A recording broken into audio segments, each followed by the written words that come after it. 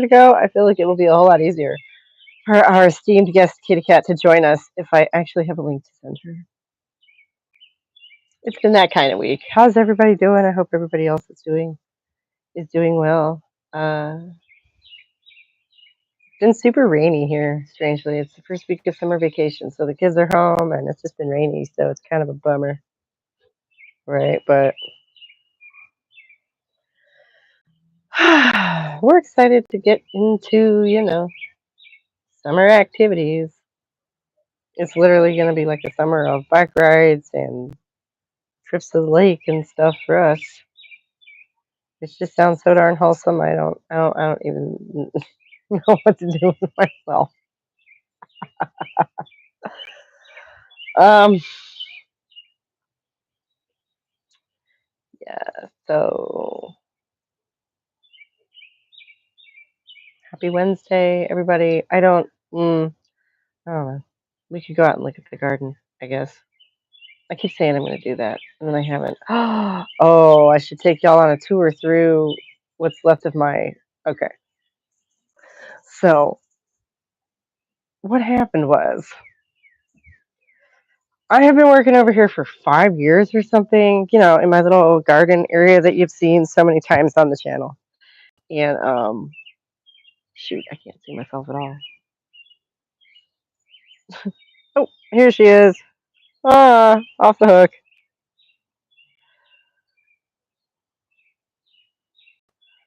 Hello. Oh, just fine. I just was going to give people a tour of what's left of my garden because, What's left? What happened to it? yeah, well, that side area on the where I have been filming for like 3 years or something. Yeah. I just cannot keep shade on it. It just keeps getting blown off. And unless I want to install a permanent awning on my house, Yeah. I just so It's not like gonna. can you see? Take a look at this. Let's see. That's what it I looks don't. like right now Yeah. from the front. I mean, we have peaches. Can you see the peaches? Oh, I love peaches. Yeah, we got a bunch of them Oh, coming look at those peaches. Oh, in. Yeah. that's what I've been busy with lately. Is doing gardening, trying to get that set up. Oh, right on. Yeah. So I just got a bunch of heirloom tomato plants. I got one that's like midnight snack, which are like black tomatoes, and I got Ooh. golden pear, which look like pears, and they're like yellow, but they're tomatoes. And then I just got like a bunch of little small cherry ones. So hopefully that It all works. sounds delicious. I Do you have know. I any love. idea, like, do the Hmm? black ones have a rich flavor or something like I don't that? know. We'll Or find out. I mean, I've had them hmm before, but I don't know about this um, particular brand or variety. I don't know if I've had them because there's hmm. so many varieties. Like it's nuts.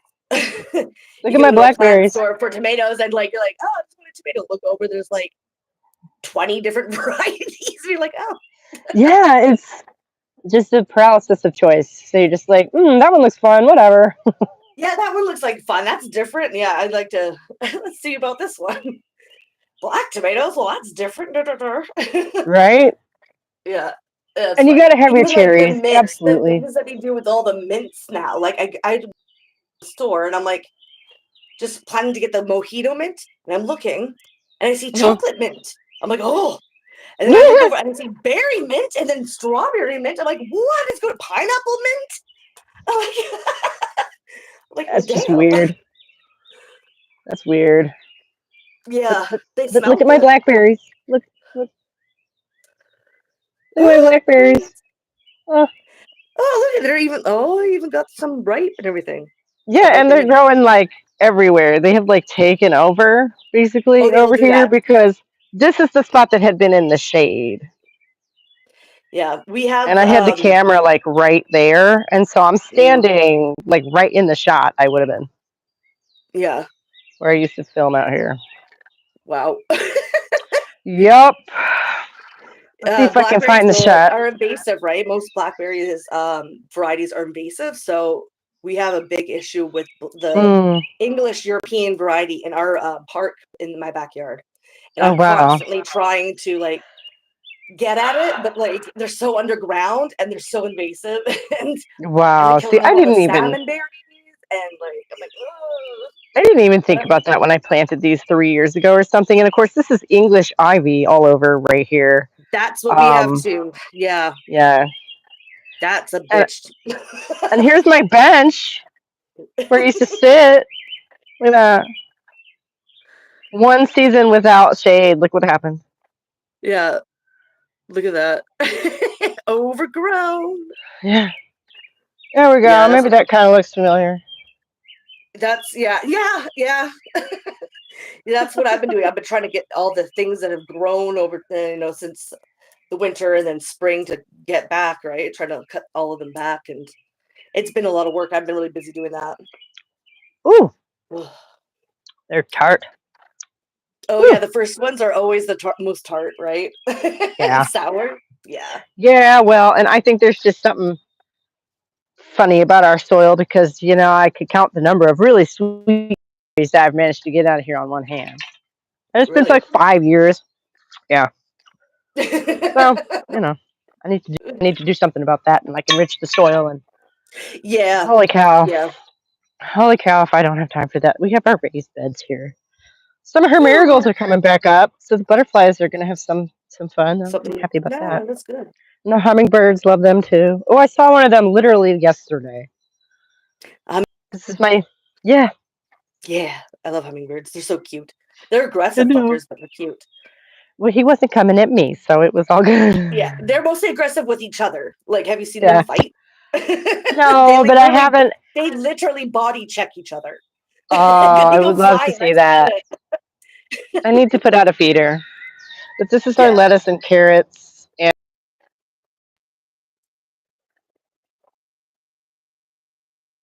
because why not? Like, if it's only one knitting needle, you like, I don't know, maybe propagate more. Wow. Yeah, I can hear a rooster. I can hear a rooster back there too, or a rooster cackling or whatever in the background. I think it's quaint. do what? I think it's quaint. I like it. The garden with the peaches and the rooster. I know, but it still it That gives second it still barn. gives an atmosphere. I can hear them, so it gives Oh, an it really atmosphere. does. It really does, doesn't it? Anyway, so you can see from here, that's mint Hmm. right there. And those are tomatoes and some other herbs and stuff. And I would love to go over and show you up close, but apparently my Wi-Fi is going to falter if I do that. So Oh, I believe you, so you don't have to worry about that. Totally, I'm I trying to totally give you believe you. time to like work on your pictures. Are you getting your pictures done? Yeah, that's what I figured we'd be Okay. doing. This is Okay. all I've got so far. I've got actually give me about not even a minute. I'm gonna go check my printer and I'll be right back. It might be Okay. done by now. Okay. That's the old fire pit. Like stuff just grows over so quick here. Literally 2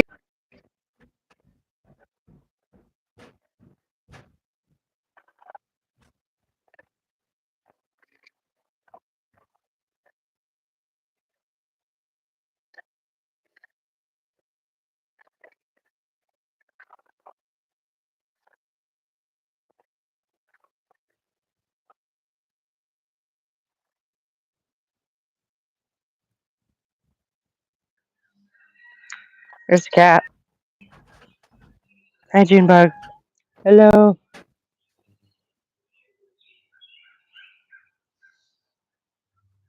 My daughter named him Juniper for some reason.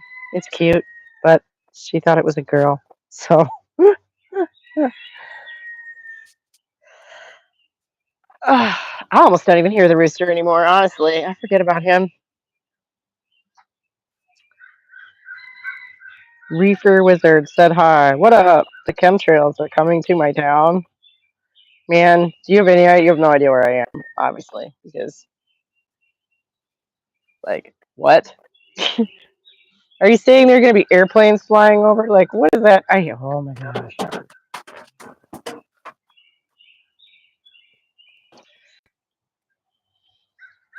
Mm-hmm. One's done, Oh no. Okay. and then we have one more, and it's almost done. So Okay. yeah. So really quick, So this is my I can hear, roses. something about chemtrails, Oh my right? gosh, there's a commenter saying hi and telling me that the chemtrails are coming, and I don't know if that's a threat or what, but I don't care. I don't know. Let's see, Reefer Wizard. Yeah, Um, give I don't know. could yeah, be I don't know. could be very serious, or it could be a bot, It right? could. Trying to Yeah. sow discourse. You know. Don't get me like maybe you want to get me started on that. I went down a whole rabbit hole about that shit this week. Like, oh my god. Anyway, about so about here's chemtrails or bots. no about bots. Yeah. Well, I don't know. No, good point. Good point. Good point. Good point. But no, the thing that's Because you can really, actually a it's like threat. some of these conspiracies, like the really outlandish ones, they're Yeah, pretty interesting from pretty they interesting are. people. They are. That's true. I've researched many that I don't believe. Obviously, because you want to know what other people believe. That Yeah, might be well, that useful. yeah, I Might be do think that useful. most of the time, like the really crazy ones are just propaganda to get people to associate when someone says a conspiracy theory with that kind of person Mm-hmm. who Yeah. believe in like No. Oh my goodness. reptilians and the chemtrails and Did you yeah. see what Anonymous said? I couldn't. It took me a second to remember it was Anonymous who had said it, but I found that it was very cathartic. Actually, they were threatening that the phrase "conspiracy theory" is going to be consigned to the dustbin of history where it belongs. I'm like, yes, that sounds great. I hope they do it. I hope they manage to pull that off, whatever that means. Yeah, I Anyway, doubt this is my rose it. bush. Hmm? This is my rose bush that died Oh, because it why? did not get enough sun Oh. because I planted it in the wrong fucking place, right? Right right Yeah. at the beginning of the project, and then I built all this shit around it and put a roof over it because, poor planning. So what I did was I managed to I saw that it was going to die last year, and so I saved. This is it over here, Oh, right here. yay. Yeah, It's about as and big I'm as trying. mine that I have got growing. Oh, right on. Yeah, I've got one. And this time it's like actually getting to grow because every year the deer goes after it. Oh, I there's a just, dead. Oh shit! Sorry, the well, deer the go thing after is, your roses. oh, they go after even the heather. Are not even supposed to Ugh, eat or like heather. And they ate it. weird, They even eat my weird. succulents. My What? succulents. The cacti, yes. Okay, I do They are just kind of think assholes of here. deer will just kind of eat any plant that you can name. If they can get their mouths around it, they will eat it. Right? Yeah, well, there's some that are more supposed to be repellent, but the deer up here just built them different, or I don't know.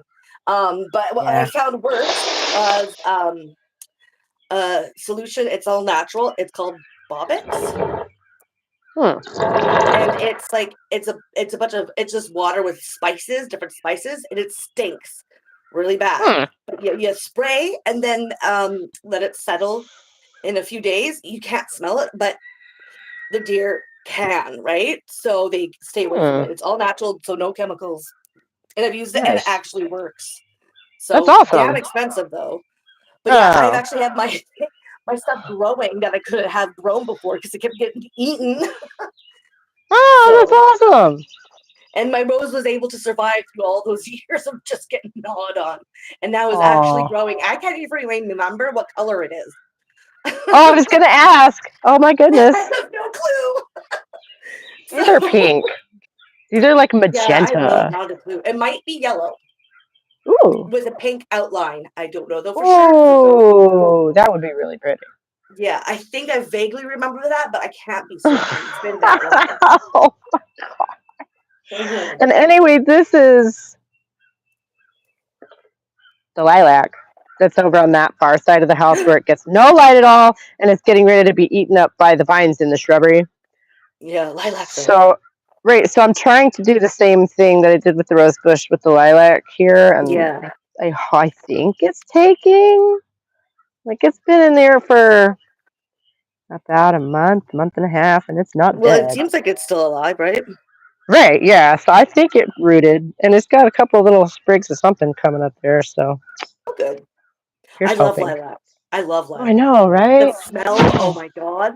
I will go like when lilac comes, what I do is I will go out with my clippers and I will sneak sneak into people who have got like some big bushes that are kind of over the edge of the Wow. property and I'll snip it, go around just go around in different suburban areas and just like stealing snippets of some of people's lilac bushes. Oh my And goodness. I just like put them in vases all over the house because the smell is just so delicious. It is the lit. That's a good word for it. Yeah. Wait till you see this poor bush, though. Oh my goodness. So this is the shrubbery, and there's the bush. Oh yeah. Like, yeah, this is the lilac bush right here. I don't want to walk too far from the house, but Yeah. and Yeah. it's I got know, I like see it. I briars see coming it. up in the middle of it. Yeah, Yeah. and I'm just It's like, getting this choked poor out. thing gets like one or two blossoms a year. This poor thing. So, Oh, and it's underneath this giant tree, right, right? right. Yeah, So, so yeah, I think it's an old bush. This is kind of an older house, yeah, so it's probably been here since it wasn't so so shady over yeah. here. There used to be a lilac in my backyard, but it's been gone since I was a kid, actually. Um, Oh wow. yeah, because this is my mom's place that I was, given. So, um, yeah, I just planted another one in the backyard. So far, it's okay, but it's not really blooming very well. But it's still very young. And I just Hmm. planted another one last year in the front. Now that we got the Bobex, right? And it bloomed Yeah. so much. I'm so excited to have Ooh. actual lilacs now. So, because Yeah. I So have the no same more problem students. where there's a bunch of trees, and so it's super shady, right? Uh-huh. So it's hard to grow things. Yeah. Not to mention But the no. ivy. It's killing off a lot of things too. I've had to Uh, like really go after that. That's the stuff that I had a reaction to because it got in my eye. Half my face blew up. oh my God. What kind of ivy was that? Yeah, English ivy. I guess I got it some in my eye. I've never had as much of a reaction as that first time I have to never it. had a reaction to English ivy in my whole existence. It What? could just, yeah, it could just be me. It could have just been my own kind of reaction to it, my bodily reaction to it. And it was only once. I haven't had that happen again. Wow. That's so scary. I know. I was like, well, damn, half my face is ballooning. Like, this isn't good. Right. I had that with poison ivy one time a long time ago, but like just any old leaf in the forest will do that to you, maybe? That's scary. No. It's just that English ivy No, once. but And then the rest of the time, because I've had to pull it, it's fine. I no, haven't had right. a I mean, reaction just to it. in general, any person, like you can't trust any old leaf, like Oh, why would yeah. Well, that's so weird because you might have a weird yeah. reaction to it. Oh my gosh. Yeah, well, that's really with anything with the allergies, too, if you think about it. It could be anything Ah, until you actually, go out and in contact with it, I guess. yikes. So, Yeah, I mean, right. technically, yeah, theoretically. Yeah, But it looks like my body was able to figure its shit out because now I don't have reactions to it anymore. So it was just that that's first good. kind of contact was not used to it. It was like, what the fuck is this shit? Wow, that's great because you said you have it there like we have it here. When you say invasive species, boy, howdy, does it know what to do with that? That's a fit Oh that yeah, oh description. yeah. It's like this is why I had to work with it, and I got it in my eye was because I was trying to pull it down trees because it Right, it it wow. it like is a parasite, so it climbs up the trees and sucks the life out of it. Right, it Yes, becomes a danger yes, to your house if it's like right. in the pathway of a fallen tree, and I'm full of trees here. So yeah, had to like remove Wow. it from all the trees and like kind of like pull on it and get it to come down because the trees are big up here and it's been growing. It's grown so fast. Yeah. So and yeah, Yeah, we're it's been thinking we fun. may have to cut at least one near our house because it's just so overgrown with the ivy. Like I don't, Yeah, it might become a danger. yeah. And Mm-mm. obviously, we're just going to have to plant something else because we live on the side of a hill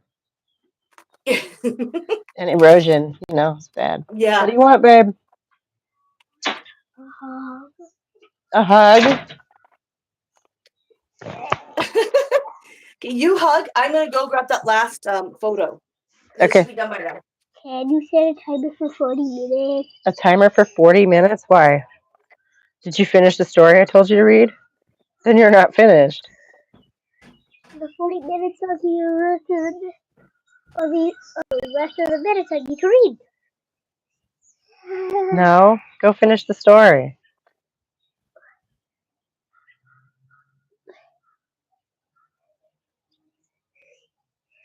Go finish the story.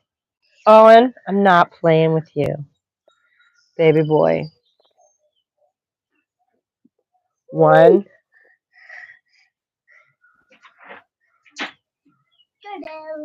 Thank you. Go in the house. You know that doorbell's broken. It is. Curious King says listen to your mother. Thank you. I don't know. Can I get a new one to annoy the dog? No. Oh. One, two.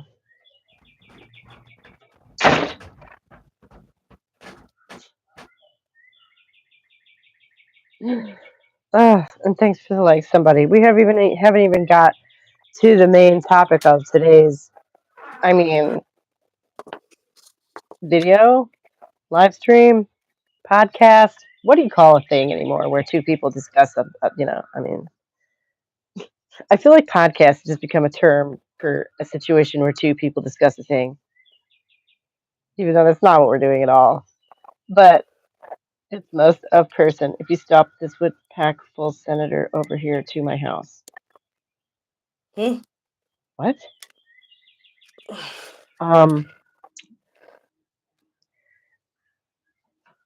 English? The pack full senator over here to my. What? I don't know. Yeah, I don't I. know. Yeah, I don't know. We're getting some fun visitors on the channel today, I think. Right. Gotta love it. Mm-mm-mm. Where's my bug spray? Oh, goodness, there it is. I'm just getting everything organized right now because it is.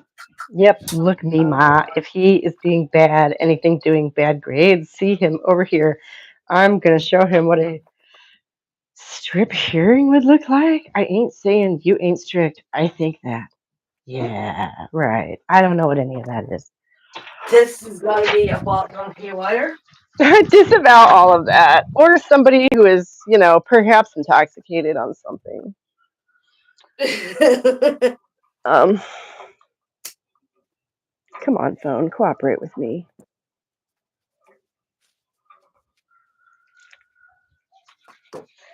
All right. I'm just getting everything set up here. Oh, come on.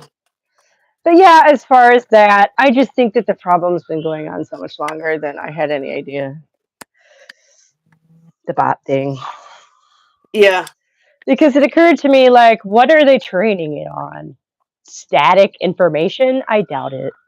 Right? Yeah. Well, bots are useful too to just, like, again, so distraction, right? Well, and I saw they To did a study. sort of give the illusion of what, like, just the illusion of, like, they're more, being a more majority of, like, overall people's opinions than there actually is, to lend Literally moral just, support to things and, yeah. like, and just to try to sort of, and to sow division, right? Like, incel Just stirring movements up are. debate on stuff at all gets people arguing. Yeah, but it could probably. I have a lot of the information that has been sort of, I guess, leaked, or some of the things that have been, put out there. Yeah, there's probably a lot of that has to do with purposeful intent. Yeah.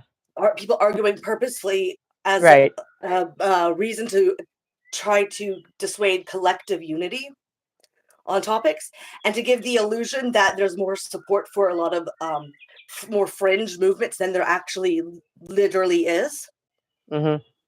Yep. And that also helps build that movement, right? If there's more, Right. but if it looks like there's a majority more people Mm-hmm. who do,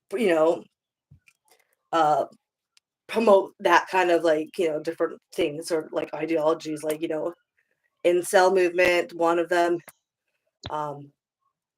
Yeah, just, you know what I mean? Just like different like Yeah, fringe groups. Yeah. right. And then you feel like you're joining a consensus instead of just Hmm. being told what you want to hear. Yeah. Yeah. And like, oh. I saw something or I heard something. I need to double check this, I guess. So if it's facts, I can't imagine why he would have made this up. About some students at Harvard and they got in trouble for this. Did a study where they set a bunch of bots loose on Reddit and they were like 5 to 6 times more convincing than an actual human Yeah. being. Yeah. Yep. Yep. I heard that too. That did happen. And I just thought, This is what I wow, mean. that explains a This is what I lot, mean. doesn't it? That explains a lot. Because of course they would be. Yeah. They don't have anything else to do. Well, I That's all they mean, do. well, the AI, the bots are not Right. actual people. They're No, I AI. know. So I know. And all so of everything they do is like they don't have a kid talking in the background. They don't have like thoughts. They don't have a life to distract them. right, they All they're just doing collect information and then and and then use the different yeah, patterns for that. Yeah. yeah, that's all they do is try to convince you. That's all it does. Yeah. Yeah. That explains a whole lot of weird shit. Yeah. Yeah. This is exactly what I was referring to. There's been like, Right. leaks of different studies like Yeah. this. Yeah. Yeah. Isn't that just Bad shit. which which really actually validates me because I'm like, Yeah. the world was going insane because they ain't convincing me. So I feel Yeah. validated and not like as gaslit anymore because I know that's not even real. Right. So yeah. Once you can see the gaslighting, it's such a relief, Yeah. right? Well, I mean, Yeah. I see the gaslighting. I just realized it's Well, you can see where so it's coming validating knowing from. that there's no one behind that gaslighting. It's Yeah. just a bot, right? It's Mm. just AI. It's not even real. So I'm like, Yeah. well, that makes total sense. It's not even a person. Yeah. Yeah, not even a person. Oh, yeah. And This I'm isn't just even really a movement. It's a movement of nothing. right. And I've just stepped back from almost everything. This is literally, and I watch some YouTube videos, right? But Yeah. like this is what I do. And if I want to read about something, I usually go and look at scientific art papers on the subject. Like I'm just done. I'm Yeah. There's that. There's also just I mean, yeah, for one thing, do you need to actually check sources a lot of the time? Like when people just believe anything because someone says it yeah, without evidence a lot of the time, which right. is just wild to me. Like, cite your sources so I can check your sources. Because a lot of the Right. time, the sources are bunk or they don't even exist. Yeah. And then it becomes very easy to write off something somebody says that sounds insane to you because you're like, oh, well, they found that in a specious source. Obviously, it's bullshit. Yeah. But then, Yeah. and I feel like that must be a cognitive error as well. I make it too, like Yeah. Well, I mean, I constantly, no matter what, I always check sources, even if I don't yeah. believe what's being said I for myself, at least. And for me, at least, I've also kind of grown accustomed to which ones do, which ones don't. So that's mm, nice. You kind of, there's an element of that. what? Well, you do actually suss out which sources you can trust Yeah. over Yeah. time. Yeah. Exactly. Ones that have been shown to be truthworthy. Like, Right. yeah. So, which isn't easy now because you get shadow banned a lot of the time. A lot of the actual independent media, for one. There's not that many out there that are actually independent. They get funding from a big corporations, a philanthropist. You can't Yeah. And expect that to give you information that goes against the interests of capitalists and philanthropists if the philanthropists and capitalists are funding them. agreed. It's kind of Exactly. obvious. And Exactly. so when Right. people, that's what I don't understand a lot of the time. I'm like, how do you not check that every time you How do have you check any that? sort of media system or person? talking to you? How do you not look into that? That's like the first thing I look into, is to see where they get their money and funding, How do because you that's look into always your that? content. Hmm? Because how do you look into that? Because I'm at the point where if Google tells me something's independent, I'm like, yeah, sure, Google, whatever you say. Like, I don't even You look at the financial interest. They have to disclose this information where. online. Just go on their websites. Oh, their If own it's like an website. independent media, and you go to who, like, their funding page, and they will say it Okay. right there. Oh, Yeah, okay. Shoot. right there, because they have to be accountable, so they have to disclose this information. Sometimes it'll be funds, like, foundations, which won't disclose who gives them. But if it's a foundation, you can look up the foundation and where it came into existence to see the probability, and because, like, a big foundation is going to be backed by big money, Yeah. so you can pretty much guarantee that those are not just money coming from just a neutral source, let's say, right? It's usually not. That's why they had to have the foundation. That's right. Yeah. That's right. So, yeah. Okay. Because I feel so ill-equipped to even, necessarily, if it's just, but shoot, that's so straightforward, and I didn't even think of that. Yeah, yeah. Well, I mean, also check sources, but, like, Hmm. Oh, yeah. Oh, shoot. You hello? jumped out for a second. Yeah. I Hello. did. Jeez. Anyways, yeah, no, if they don't cite sources, that's a huge red flag. And Yeah. always check the sources to see where they lead. And they should Okay. be upfront about, like, where they're getting the sources, right? And it should Right. be, like, it's not that difficult. That's how it always has been, how reporting and journalism always operated on.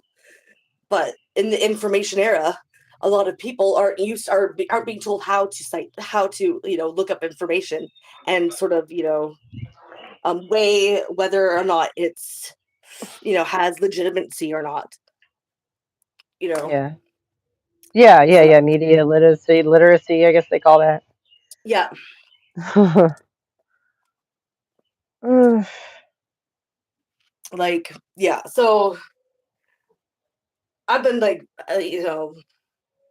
doing what I do for years, so I've got a good amount of places where I do trust yeah. what they are putting out, and they always seem to be not just that, but validated too at the end. Things that they'll put out, which people would, like, be like, oh, get at least the legacy media and stuff will completely disavow, Hmm. and sometimes even attack the And then they people turn that out to are be in the right. independent media, and then it always comes out few years down the line that they get that vindicated all the time. And that's another Wow. thing to notice, is that when the truth comes out, it really shows who's really been honest and who Right. hasn't, right? Right. So who's your favorite So that's then? always another way. How, like, what's their track record for, like, actually having things be validated and Yeah. after. So who do you go to then? Who do you trust? So for different things, uh when it comes to the more of a foreign political kind of aspect in Okay. journalism, would be the Gray Zone. Okay. 100%. They're really good. They got a team of journalists, and they're completely community supported. So Mm. donations from the community, right? That's an important thing, how they're getting their donations, and in that regard, really speaks to who their constituents are. If their constituents are the mass of people, the citizens will be the ones funding them, and that's who they are beholden to, because that's who they get Mm. donations.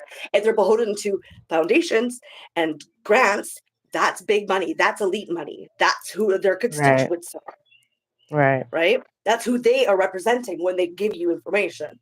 You don't want that, because that's not going to be in your favor. It's Mhm. completely antithetical to being in your favor, right? They want you to Mhm. be disenfranchised. So that's probably the main one. Like, they've got uh, Andrew Mate. You know who Gaber? What's his first name? Gaber Mate, I Gabor? think his name is. Gabe, I'm gonna say it's do you know him? Gabor, but yeah, I have heard Gabor? of him. Yeah, yeah. Yeah, Aaron Mate works at the Grey Zone. That's his son. So, and then Okay. Max Blumenthal works there. There's a bunch of other ones who work there, and yeah, there's other smaller independent media. Like I know, I've done seminars with and Zoom seminars with the Uhuru 3, which is um, they do a lot of activism in their area as the Black Socialist Party, right? So, Mhm. and they're the ones that got raided by the FBI for speaking out against the war of between Ukraine as a proxy against Russia, and so they're the ones that gotten, you know, in the middle of the night, all of a sudden, flash grenades thrown at their fucking place. It's got the works all stolen, have them tape up all the cameras so they couldn't be, filmed Uh after huh. stealing all their equipment. When stealing all their equipment, and then tried to charge them for conspiracy, which was Sorry, is thrown it out. Gray? Gray is it with E or an A? A Okay. the Grey Zone, Sorry. and they've even reported on trans shit. So, and the funding some of that shit when globally Mhm. by the Republicans. That's where that came from. Oh wow. Okay. Yeah. I almost forgot about that, but I was thinking about that when in 2028, 29, eventually these people are gonna somebody will realize that there's nobody coming to rescue them, right? Like Yeah. they're gonna think that the Democrats are gonna wheel in and roll back a lot of this insanity, and they're not, No. right? So, eventually people are gonna become upset about that, right? It just might take another 5 years. I don't know. Like fucking things are just accelerating at an incredible rate right now when it Yeah. comes to things. No, I love what Elon Musk said. I remember how this was like in 2022. I think I was watching something about him this morning, about how it doesn't matter what the lawsuits are going to be adjudicated, how that's going to be adjudicated, because we'll have tech God by then or something like that. And I'm just like, Well, bro, what they're doing is they've already are like are done illegal um pursuits to where they just have to stay one step of the courts because they yeah, can't enforce it. So that's what they're trying to do. They're trying. It's called techno feudalism. Oh, another person, Whitney Webb goes into that shit a lot and did a lot into data, yeah, okay, and yeah, she's well sourced. And but yeah, it's techno feudalism is what they're trying to pursue. Where yeah, going back to feudalism, which makes sense because capitalism has expanded itself, it can't go any further. It's already been globalized, and so now it's getting to a point where you need to indentured servitude of slaves. Oh, hello, I don't know what just happened. Yeah, hi. hi. I was on my camera for some reason. I looked away and I looked back and I'm looking at my driveway. I'm like, what the No, I'm trying to get to a point where they don't want waged workers; they want indentured servitude, yeah. so slavery. Hmm. Right. So it's just and being beholden to a king, basically. That's why.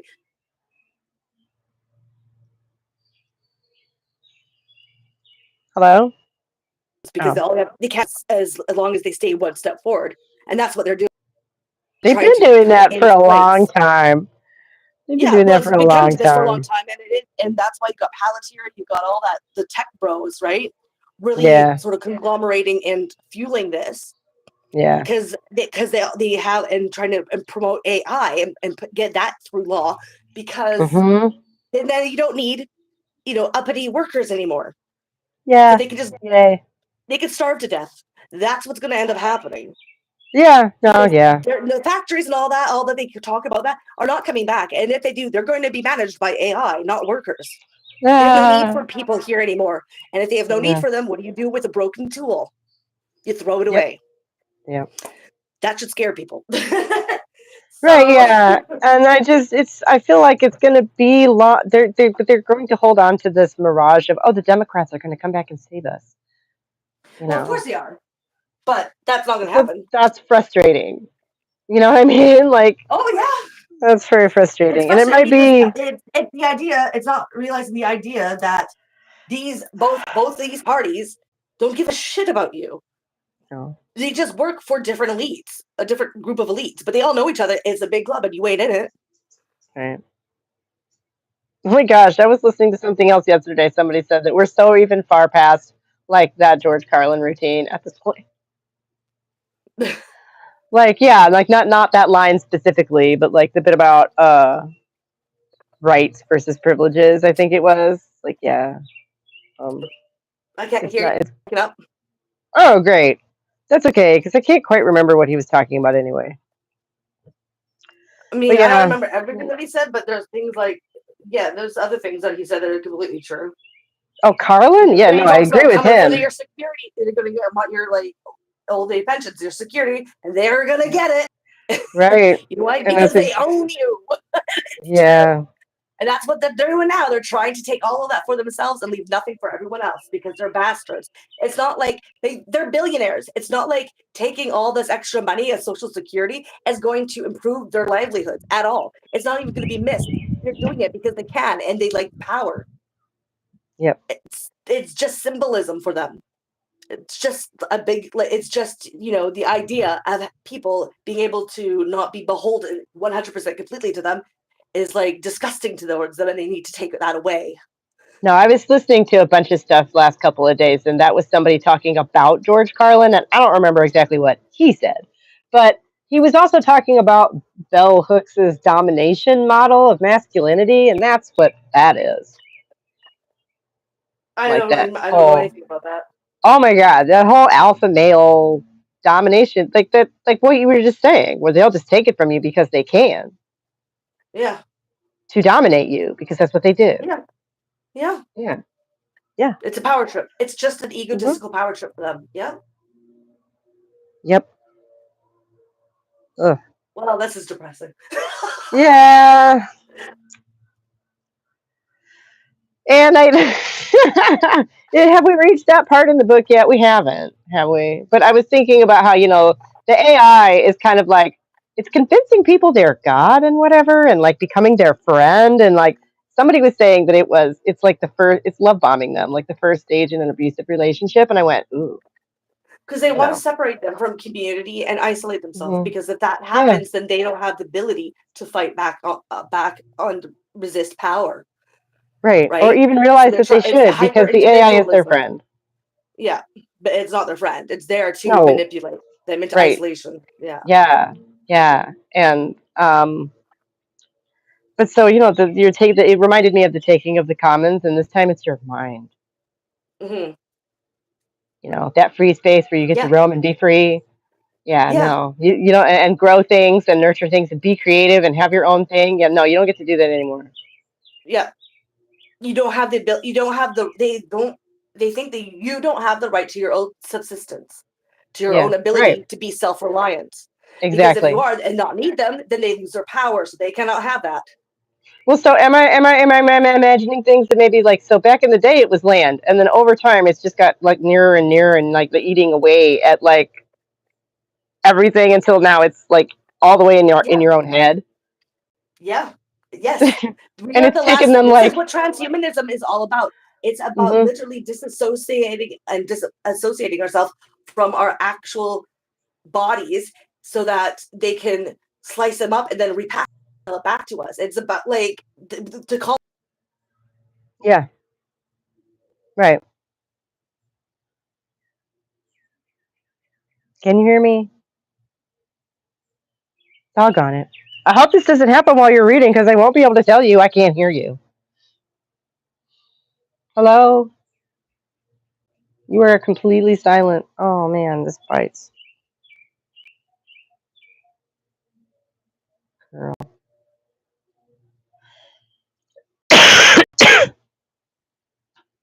Oh no, and now it's black too. Shit. Hello? Way out there. Oh my gosh. I really hope we don't have to start the stream over because Well, we're so far into it already. Holy shit, we're 45 minutes in. Oh no. Oh, Oh, you're I'm back. back. Oh, I'm good. back. I don't know. What I'm scared. happened? I was like, what's happening? Right. What happened? Do we know what happened? I don't know if we know what happened. It Oh my doesn't. gosh. I don't know. Maybe it was on purpose. YouTube really doesn't like me speaking and giving my thoughts on this platform. Oh my god. Well, I hope it doesn't happen while you're reading because I won't be able to tell you I can't hear you. Right? Right? So, Hopefully. but what were you saying? I don't even remember. Something Fuck. about something. They're colonizing us, Oh mind, yeah. body. Oh yeah. And it's just I watched somebody talking. He made an entire video about mimetics without ever saying the word, and I was just like, that was amazing. You just spent 15 minutes explaining mimetics without ever using the word. I mean, I guess maybe you figured that out yourself, because I mean, good on you. It's fairly evident, right? But like, Yeah. wow, and that's what I'm referring to with like the now it's in our minds and it started with the land and like this has evolved. This is ideas that have evolved in like Yeah. bad, destructive ways, and I just the Yeah. connective thread is so strong to me. Like I'm seeing this strong connective thread. You know what I mean? Oh yeah. And I don't mean to say that it's like necessarily a conspiracy being driven by a powerful cabal in the shadows. It's just this idea that has like a ball, a baton that's been passed. It's. I don't understand how it's conspiracy. It makes perfectly logical sense that people who have the same motivations to keep power would come together to maintain that power. Well, that is a Why wouldn't they? conspiracy, but yeah, This it's is also how unions work. This is also you're how any right. community works. So why would Well, that be conspiracy? That's no, the see, thing. I It's guess, called that so that people associate something rational and logical with something as mhm. stupid as flat Earth. Well, So they don't the question meaning of it. that word has been tainted really bad, and I just meant to Yeah, use it in the literal definition of people working behind the scenes too. Like, I yeah, do believe that, but like, you don't even need that, right. is what I'm It's saying. not a conspiracy. To It makes believe, perfectly logical sense. They right? go to the same places. They go to the same restaurants, the same clubs, the same, they same yacht parties. Like they know each. Well, and I think of it as like a culture, okay? Because like they pass these values and these practices down through from one generation to the next in private. Oh Hello? no! Oh Oh, god damn it. Okay. I think of it as a culture, is what I was saying, because they pass these, practices and ideas and whatever, view of the world down yeah, from one generation to the next. Like everybody knows Elon Musk's dad is a total whack job. yeah. Well, yeah, exactly. It's generational status. Well, so all their parents and grandparents Right, in each same circle, same circles. right. So they're They taught, marry each other too. They marry each yeah, other. yep, yep, yep. And the idea that it isn't just the same shit that's been going on since back in the day that we're about to read Yeah, about. I mean, of course it is, yeah, yeah. right? Like, oh my goodness. Anyway, so like freaking that thing that Yeah, they said they're gonna put conspiracy theory to rest as a term is supposed to be on the 30th. So here's I hoping. don't know how they are going to do that. I You don't can't either. It's control people's anonymous. speech. I And know. I don't think how are you going to control people that want to propagate that who are I powerful? don't know. There's like What it they were seems pretty saying ridiculous that was they're going to no. have you don't have because the no one has ability to do that. No, what they were saying was that they're going to have evidence of everything. So there's not going to I be any don't more think so. theory. I Anonymous has know. been doing this shit for a long time, and I swear to God, it's just a Oh, psyop. really? Hmm. Yeah, it's a That's psyop. hilarious. Oh, that's hilarious. They wouldn't make a statement before they put out information and leak information. They would just leak it. Hmm. They're trying to get you hyped up. Like, why would you give yourself Hmm. away like that? Why would you give away the game? Like, why would you try to inform them this is what you're gonna do now?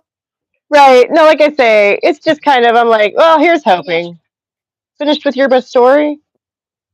Okay. How long does that take? You can have an hour of TV. Mhm. Thank you.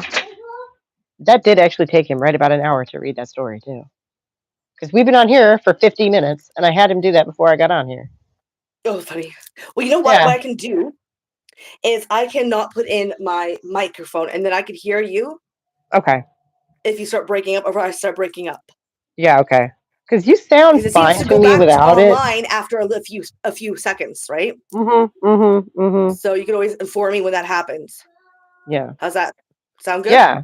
Yeah. I'll Yeah. just be like, hey, wait, hey, wait, hey, wait. Yeah, like hey, you broke up. Yeah, yeah. Yeah. So What? Not you. oh. I'm gonna go ahead and mute myself though, because there's so much background noise goes on here. Yeah, no worries. So today we are reading it's day 8, by the way. With chapter Okay. 2, the accumulation of labor and the degradation of women, part 4, subsections 1, colonization, globalization, and women. Oh, this is the one Subsection that's 2. one long chapter, you said? No, the Or is next that one the is. We're next bit? stopping before we That's do the that next one. bit. Okay. Okay. Yeah. Okay. Right. Um, Yeah. Next time it's my subsection, turn. Oh my God. right? Subsection 2, sex, race, and class in the colonies. Subsection 3, capitalism and the sexual division of labor. Okay. Get set I'm up. really looking forward to that last part, especially. I'm going to go ahead and mute myself now, though. Yep. All right. All right. Starting with colonization, globalization, and women.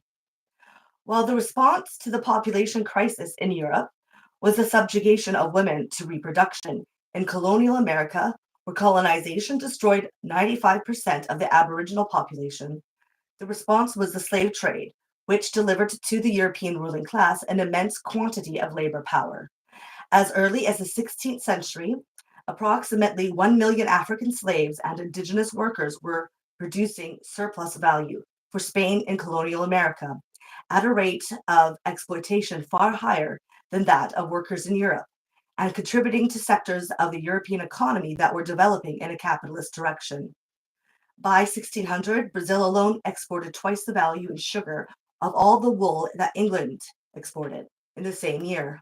The accumulation rate was so high in the Brazilian sugar plantations that every 2 years they doubled their capacity. Gold and silver, too, played a key role in the solution to the capitalist crisis. Gold imported from Brazil reactivated commerce and industry in Europe. More than 17,000 tons were imported by 1640, giving the capitalist class there an exceptional advantage in access to workers, commodities, and lands. But the true wealth was the labor accumulated through the slave trade, which made possible a mode of production that could not be imposed in Europe. It is now established that the plantation system fueled the Industrial Revolution, as argued by Eric Williams, who noted that hardly a brick in Liverpool and Bristol was not cemented with African blood, but capitalism may not even have taken off without Europe's annexation of America and the blood and sweat that for 2 centuries flowed to Europe from the plantations. This must be stressed as it helps us realize how essential slavery has been for the history of capitalism and why periodically but systematically, whenever the capitalist system is threatened by a major economic crisis, the capitalist class has to launch a process of primitive accumulation, that is, a process of large scale colonization and enslavement, such as the one we are witnessing at present. The plantation system was crucial for capitalist development, not only because of the immense amount of surplus labor that was accumulated from it, but because it set a model of labor management, export oriented production, economic integrations, and international division of labor that has since become paradigmatic for capitalist class relations. With its immense concentration of workers and its captive labor force uprooted from its homeland, unable to rely on local support, the plantation prefigured not only the factory, but also the later use of immigration and globalization to cut the cost of labor. In particular, the plantation was a key step in the formation of an international division of labor that, through the production of consumer goods, integrated the work of the slaves into the reproduction of the European workforce, while keeping enslaved and waged workers geographically and socially divided. The colonial production of sugar, tea, tobacco, rum, and cotton The most important commodities, together with bread, in the production of labor power in Europe, did not take off on a large scale until after the 1650s, after slavery had been institutionalized and wages in Europe had begun to modestly rise. It must be mentioned here, however, because when it did take off, two mechanisms were introduced that significantly restructured the reproduction of labor internationally. On one side, a global assembly line was created that cut the cost of the commodities necessary to produce labor power in Europe and linked enslaved and waged workers in ways that prefigured capitalism's present use of Asian, African, and Latin American workers as providers of cheap consumer goods, cheapened by death squads and military violence for the advanced capitalist countries. On the other side, the metropolitan wage became the vehicle by which the goods produced by enslaved workers went to the market, and the value of the product of enslaved labor was realized. In this way, as with female domestic work, the integration of enslaved labor into the production and reproduction of the metropolitan workforce was further established, and the wage was further redefined as an instrument of accumulation. That is, as a lever for mobilizing not only the labor of the workers paid by it, but also for the labor of a multitude of workers hidden by it because of the unwaged conditions of their work. Did workers in Europe know that they were buying product resulting from slave labor? And if they did they object to it? This is a question we would like to ask them, but it is one which I cannot answer. What is certain is that the history of tea, sugar, rum, tobacco, and cotton is far more significant than we can deduce from the contribution which these commodities made as raw materials or means of exchange in the slave trade to the rise of the system.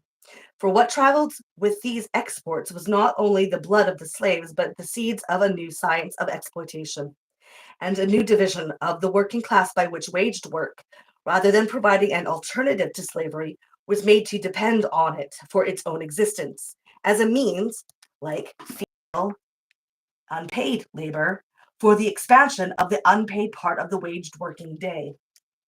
So closely integrated were the lives of the enslaved laborers in America and wage laborers in Europe that, in the Caribbean islands where slaves were given plots of land known as provision grounds to cultivate for their own use, how much land was allotted to them and how much time was given to them to cultivate in proportion to the price of sugar on the world market, plausibly determined by the dynamics of workers' wages and workers' struggle over reproduction. It would be a mistake, however, to conclude that the integration of slave labor in the production of the European waged proletariat created a community of interest between European workers and the metropolitan capitalists, presumably cemented by their common desire for cheap imported goods. In reality, like the conquest, the slave trade was an epochal misfortune for European workers. As we have seen, slavery, like the witch hunt, was a major ground of experimentation for methods of labor control that were later imported into Europe. Slavery was also affected the European workers' wages and legal status, for it cannot be coincidence that only with the end of slavery did wages in Europe decisively increase and did European workers gain the right to organize. It is also hard to imagine that workers in Europe profited from the conquest of America, at least in its initial phase. Let us remember that it was the intensity of feudal struggle that instigated the lesser nobility and the merchants to seek colonial expansion, and that the conquistadors came from the ranks of the most hated enemies of the European working class. It is also important to remember that the conquest provided the European ruling class with the silver and gold used to pay the mercenary armies that defeated the urban and rural revolts, and that in the same year when Arawaks, Aztecs, and Incas were being subjugated, workers in Europe were being driven from their homes, branded like animals, and burnt as witches. We should not assume, then, that the European proletariat was always an accomplice to the plunder of the Americas, though individual proletarians undoubtedly were. The nobility expected so little cooperation from the lower classes that initially the Spaniards allowed only a few to embark. Only 8,000 Spaniards migrated legally to the Americas in the entire 16th century, the clergy making up 17% of the lot. Even later, people were forbidden from settling overseas independently because it was feared that they might collaborate with the local population. For most proletarians in the 17th and 18th centuries, access to the New World was through undentured servitude and transportation, the punishment which the authorities in England adopted to rid the country of convicts, political and religious dissidents, and the vast population of vagabonds and beggars that was produced by the enclosures. As Peter Leinbach and Marcus Rediker point out in The Many-Headed Hydra, circa 2000, the colonizers' fear of unrestricted migration was well-founded, given the wretched living conditions that prevailed in Europe, and the appeal exercised by the reports that cultivated about the New World, which pictured it as a wonderland where people lived free from toil and tyranny, masters and greed, and where mine and thine had no place, all things being held in common. So strong was the attraction exercised by the New World that the vision of a new society it provided apparently influenced the political thoughts of the Enlightenment, contributing to the emergence of a new concept of liberty, taken to signify masterlessness, an idea previously unknown in European political theory. Not surprisingly, some Europeans tried to lose themselves in this utopian world where, as Leinbach and Rediker powerfully put it, they could reconstruct the lost experience of the commons. Some lived for years with Indian tribes despite the restrictions placed on those who settled in the American colonies and the heavy price to be paid if caught, since escapees were treated like put to death.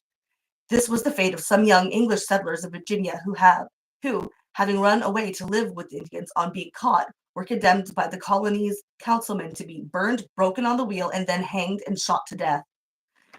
Terror created boundaries, Liebert and Rediker comment.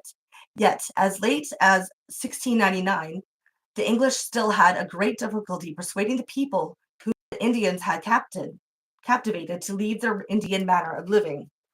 Quote, no arguments, no entreaties, no tears, a contemporary reported, could persuade many of them to leave their Indian friends. On the other hand, Indian children have been carefully educated among the English, clothed and taught, that there is not one instance that any of these would remain, but return to their own nations. End quote. As for the European proletarians who signed themselves away to indentured servitude or arrived in the New World in consequence of a penal sentence, their lot was not too different at first from that of the African slaves, with whom they often worked side by side. Their hostility to their masters was equally intense, so that the planters viewed them as dangerous lot, and by the second half of the 17th century began to limit their use and introduce a legislation aimed at separating them from the Africans. But only at the end of the 18th century were racial boundaries irrevocably drawn. Until then, the possibility of alliances between whites, blacks, and Aboriginal peoples, and the fear of such an unity in European ruling class imaginations at home and on the plantation was constantly present. Shakespeare gave voice to it in The Tempest, circa 1612, where he pictured the conspiracy organized by Caliban, the native rebel son of a witch, and by Trinculo and Stefano, the ocean-going European proletarians, suggesting the possibility of a fatal alliance among the oppressed and providing a dramatic counterpoint to Prospero's magic healing of the discord among the rulers. In The Tempest, the conspiracy ends ignominiously with the European proletarians demonstrating to be nothing better than petty thieves and drunkards, and with Caliban begging for forgiveness from his colonial master. Thus, when the defeated rebels are brought in front of Prospero and his former enemies Sebastian and Antonio, now reconciled with him, they are met with derision and thoughts of ownership and division. Offstage, however, the threat continued. Both on Bermuda and Barbados, white servants were discovered plotting with African slaves, as thousands of convicts were being shipped there in the 1650s from the British Islands. In Virginia, the peak in the alliance between black and white servants was Bacon's Rebellion of 1675 to 76, when African slaves and British indentured servants joined together to conspire against their masters. It is for this reason that, starting in the 1640s, the accumulation of an enslaved proletariat in the Southern American colonies and the Caribbean was accompanied by the construction of racial hierarchies, thwarting the possibility of such combinations. Laws were passed depriving Africans of previously granted civic rights, such as citizenship, the right to bear arms, and the right to make dispositions or seek redress in a tribunal for injury suffered. The turning point was when slavery was made as a hereditary condition, and the slave masters were given the right to beat and kill their slaves. In addition, marriages between blacks and whites were forbidden. Later, after the American War of Independence, white indentured servitude, deemed a vestige of British rule, was eliminated. As a result, by the late 18th century, colonial America had moved from a society with slaves to a slave society, and the possibility of solidarity between Africans and whites had been severely undermined.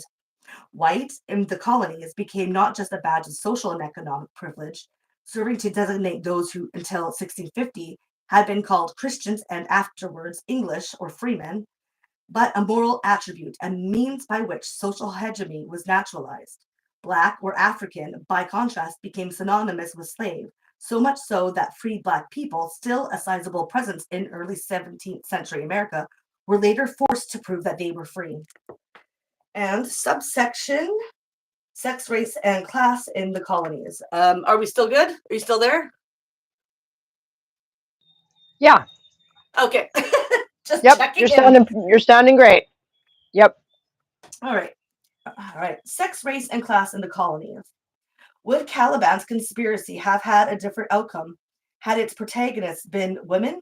Had the instigators been not Caliban, but his mother, Sycorax, who the powerful Algerian witch that Shakespeare hides in the play's background, and not Trinculo and Stefano, but the sisters of the witches, who, in the same years of the conquest, were being burned in Europe at the stake? This question is a rhetorical one, but it serves to question the nature of the sexual division of labor in the colonies and of the bonds that could be established there between Europeans, indigenous, and African women by virtue of a common experience of sexual discrimination. In I, Tituba, Black Witch of Salem, circa 1992, Maurice Condé gives us an insight into the kind of situation that could produce such bonding by describing how Tituba and her new mistress, the Puritan Samuel Parris's young wife, gave each other support at first against his murderous contempt for women. An even more outstanding example comes from the Caribbean, where low-class English women transported from Britain as convicts or indentured servants became a significant part of the labor gangs on the sugar estates. Considered unfit for marriage by propertied white males and disqualified for domestic service because of their insolence and riotous disposition, landless white women were dismissed to manual labor in plantations, public construction works, and the urban service sector. In these worlds, they socialized intimately with the slave community and with enslaved Black men. They established households and had children with them. They also cooperated as well as competed with female slaves in the marketing of produce or stolen goods. But with the institutionalization of slavery, which was accompanied by a lessening of the burden for white workers and a decrease in the number of women arriving from Europe as wives for the planters, the situation changed drastically. Regardless of their social origin, white women were upgraded or married off within the ranks of the white power structure, and whenever possible, they became owners of slaves themselves, usually female ones, employed for domestic work. This, however, was not an automatic process. Like sexism, racism had to be legitimated and enforced. Among the most revealing prohibitions, we must again count that marriage and sexual relations between blacks and whites were forbidden. White women who married Black slaves were condemned, and the children resulting from such marriages were enslaved for life.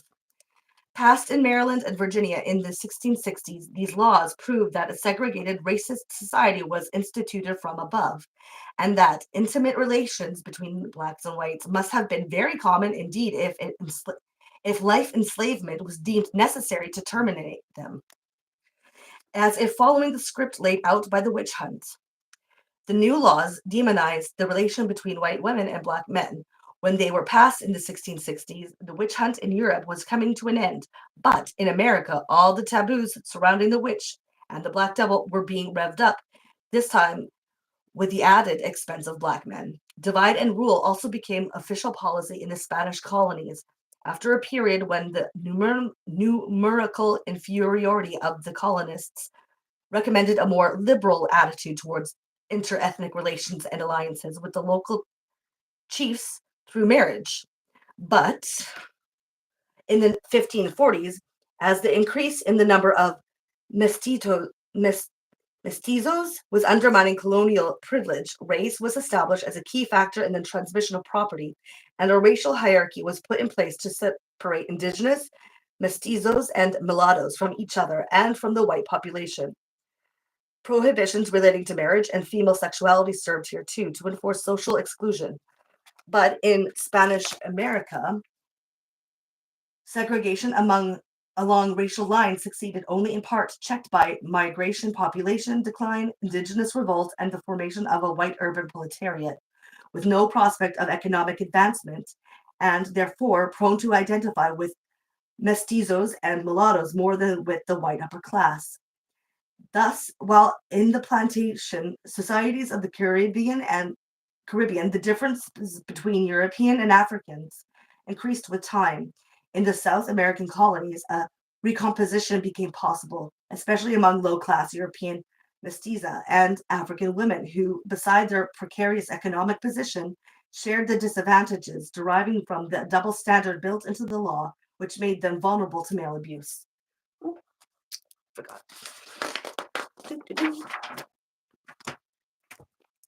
Signs of this recomposition can be found in the records which the Inquisition kept in 18th century Mexico of the investigations it conducted to eradicate magical and heretic beliefs. The task was hopeless, and soon the Inquisition lost interest in the project, convinced that popular magic was no longer a threat to the political order. But the testimonies it collected revealed the existence of multiple exchanges among women in matters relating to magical cures and love remedies, creating in time a new cultural reality drawn from the encounter between the African, European, and indigenous magical traditions. As Ruth Beher writes, quote, Indian women gave hummingbirds to Spanish healers for their use in sexual attraction. Mulatto women told mestiza women how to tame their husbands. A loba sorceress introduced a coyote to the devil. This popular system of belief ran parallel to the system of belief of the church, and it spread as quickly as Christianity did in the New World, so that after a while it became impossible to distinguish what was Indian or Spanish or African, end quote. Assimilated in the eyes of the Inquisition as people without reason, this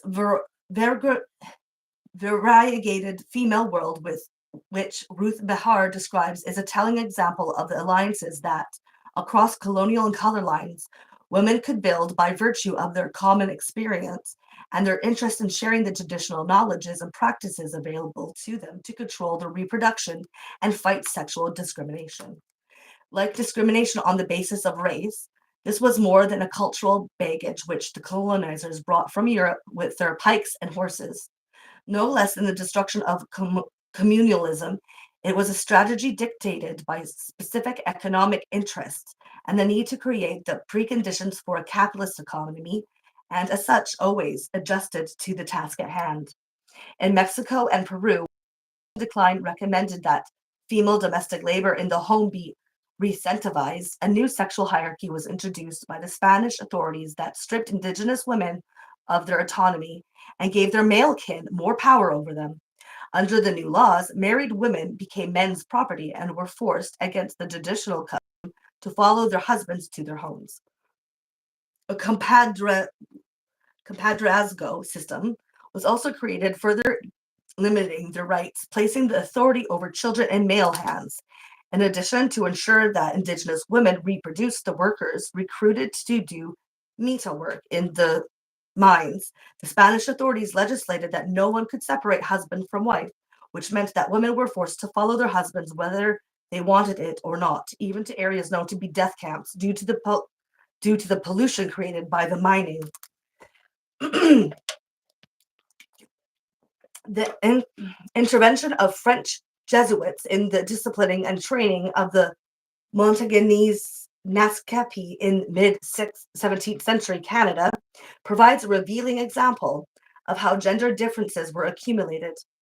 The story is told by the late anthropologist Eleanor Leacock in her Myths of Male Dominance, circa 1981, where she examines the diary of one of its protagonists. This was Feather Paul Lejeune, a Jesuit missionary who, in typical colonial fashion, had joined a French trading post to Christianize the Indians and turn them into citizens of New France. The Montagnais Nascapi were a nomadic Indian nation that had lived in great harmony, hunting and fishing in the eastern Labrador Peninsula.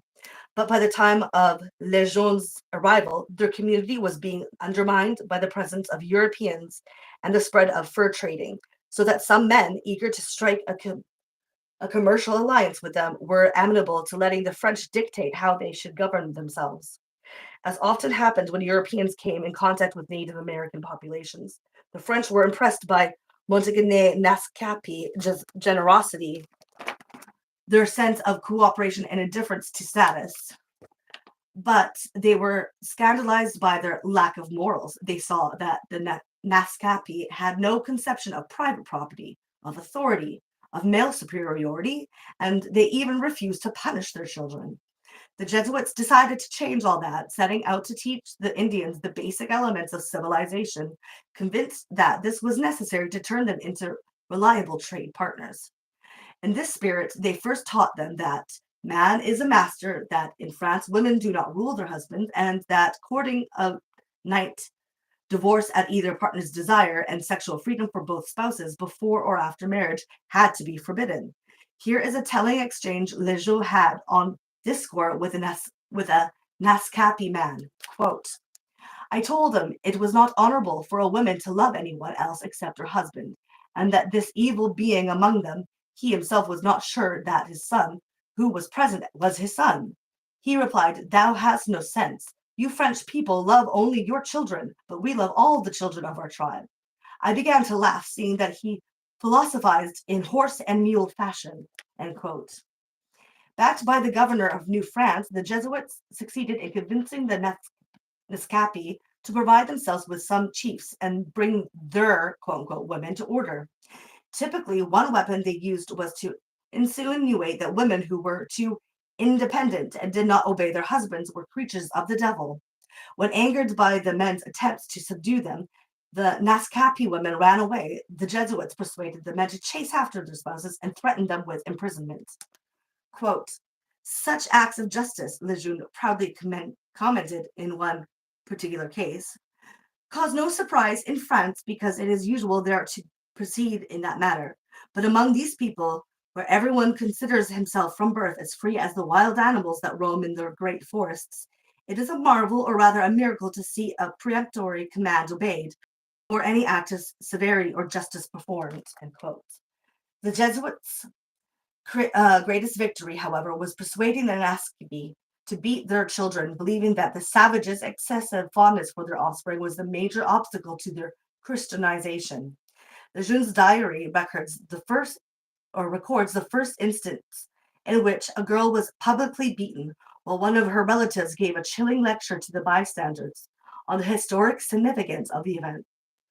With quote, this is the first punishment by beating we inflict on anyone of our nation, end quote.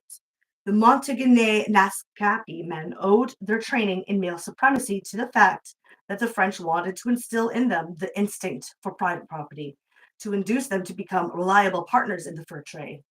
Very different was the situation on the plantations, where the sexual division of labor was immediately dictated by the planters' requirements for labor power, and by the price of commodities produced by the slaves on the international market. Until the abolition of the slave trade, as Barbara Bush, not that Barbara Bush, a different one, and Marietta Morrissey have documented, both women and men were subjected to the same degree of exploitation. The planters found it more profitable to work and consume slaves to death than to encourage their reproduction. Neither the sexual division of labor nor sexual hierarchies were thus pronounced. African Men had no say concerning the destiny of their female companions and kin.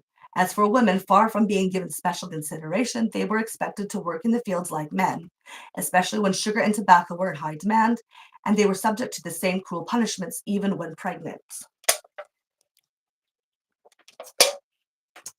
Ironically, then, it would seem that in slavery, women achieved a rough equality with the men of their class, but their treatment was never the same. Women were given less to eat, unlike men. They were vulnerable to their master's sexual assaults, and more cruel punishment were inflicted on them. For in addition to the physical agony women had to bear, the sexual humiliation always attached to them, and the damage done when pregnant to the fetuses they carried.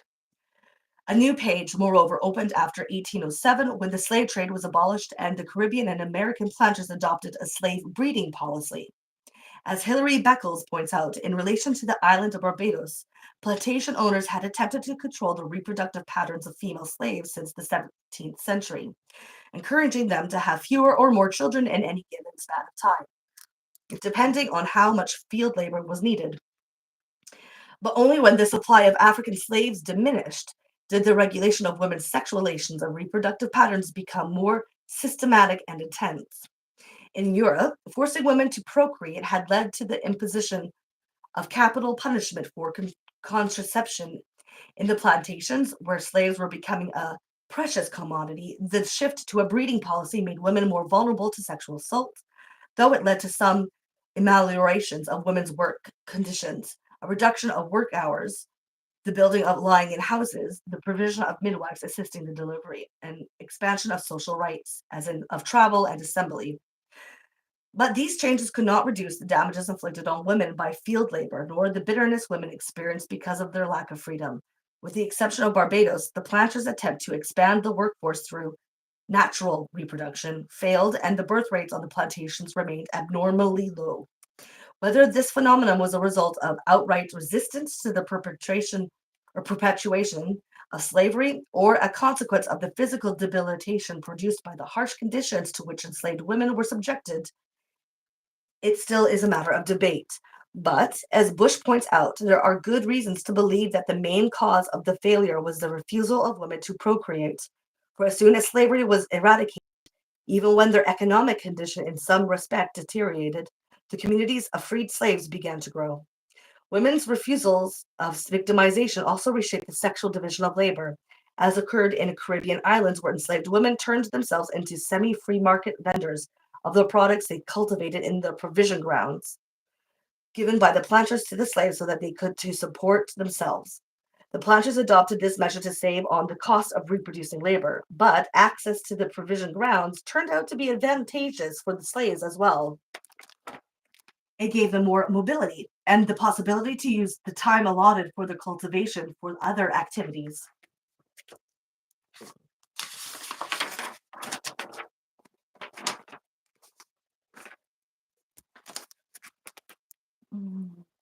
Being able to produce small crops that could be eaten or sold boosted their independence. Those most devoted to the success of the provision grounds were women, who marketed the crops, reappropriating and reproducing within the plantation system what had been one of their main occupations in Africa. As a result, by the mid 18th century, enslaved women in the Caribbean had carved out for themselves a place in the plantation economy, contributing to the expansion, if not the creation, of the island's food market. They did so both as producers of much of the food consumed by the slaves and the white population, and also as hucksters and market vendors of the crops they cultivated, supplemented with goods taken from the master's shop, or exchanged with other slaves, or given to them for sale by their masters. It was in this capacity that female slaves also came into contact with white proletarian women, often former indentured servants, even after the latter had been removed from gang labor and emancipated. Their relationship at times could be hostile. Proletarian European women, who also survived mostly through the growing and marketing of food crops, stole at times the products that slave women brought to the market or attempted to impede their sales. But both groups of women also collaborated in building a vast network of buying and selling relations which evaded the laws passed by the colonial authorities, who periodically worried that these activities may place the slaves beyond their control. despite the legislation introduced to prevent them from selling or limiting the places in which they could do so. Enslaved women continued to expand their marketing activities and the cultivation of their provision plots, which they came to view as their own, so that by the late 18th century, they were forming a proto-peasantry with practically a monopoly of island market. Thus, according to some historians, even before emancipation, slavery in the Caribbean had practically ended. Female slaves, against all odds, were a key force in this process, the ones who, with their determination, shaped the development of the slave community and of the island's economies, despite the authorities' many attempts to limit their power. Enslaved Caribbean women had also a decisive impact on the culture of the white population, especially that of white women, through their activities as healers, seers, experts in magical practices, and their quote unquote domination of the kitchens and bedrooms of their masters. Not surprisingly, oh,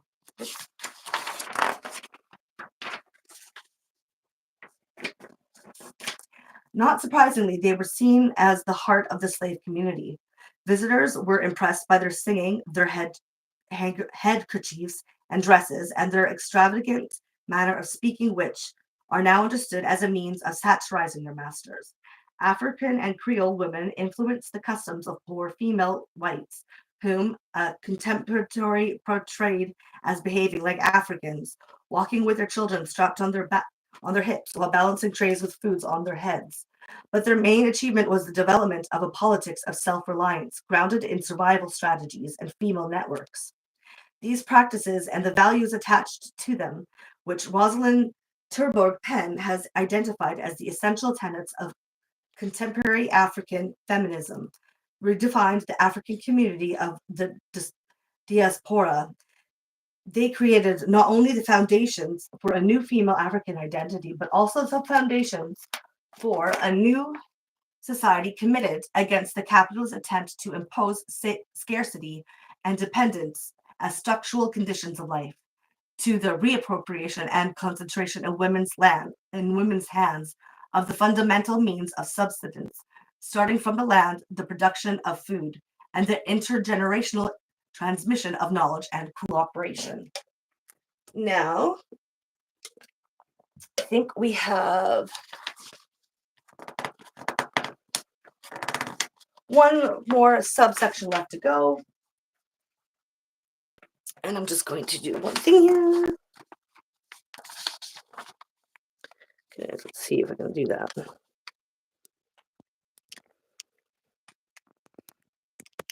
Mm-hmm. Okay, there we go. So, right. Okay, you're good. By the way, I was just getting a cup of coffee. Sorry. Oh, that's okay. I was just fixing this so that you can see it properly. So this is the last subsection, and then we'll be done this chapter. Okay. All right. So, capitalism and the sexual division of labor. It's going to be a short one, by the way. As this brief history of women and primitive accumulation has shown, construction of a new patriarchal order, making of women the servants of the male workforce, was a major aspect of capitalist development. On its basis, a new sexual division of labor could be enforced that differentiated not only the tasks that women and men should perform, but their experiences, their lives, their relation to capital, and to other sectors of the working class. Thus, no less than the international division of labor, the sexual division of labor was above all a power relation, a division within the workforce while being an immense boost to capital accumulation. This point must be emphasized given the tendency to attribute the leap capitalism brought about in the productivity of labor only to the specialization of work tasks. In reality, the advantages which the capitalist class derived from the differentiation between agriculture and industrial labor, and within industrial labor itself, celebrated in Adam Smith's Ode to Pin Making, pale when in comparison to those it derived from the degradation of women's work and social position. As I have argued, the power difference between women and men and the concealment of women's unpaid labor under the cover of natural inferiority have enabled capitalism to immensely expand the unpaid part of the working day and use the male wage to accumulate women's labor. In many cases, they have also served to deflect class antagonism. into an antagonism between men and women. Thus, primitive accumulation has been, above all, an accumulation of differences, inequalities, hierarchies, divisions, which have alienated workers from each other and even from themselves. As we have seen, male workers have often been complicit with this process, as they have tried to maintain their power with respect to capital by devaluing and disciplining women, children, and the populations that capitalist class has colonized. But the power that men have imposed on women by virtue of their access to wage labor and their recognized contribution to capitalist accumulation has been paid at the price of self-alienation and the primitive accumulation or primitive disaccumulation of their own individual and collective powers. In the next chapters, I further examine this disaccumulation process by discussing three key aspects of transition from feudalism to capitalism: the constitution of the proletarian body into a work machine, the persecution of women as witches, and the creation of savages and cannibals both in Europe and in the New World. The end.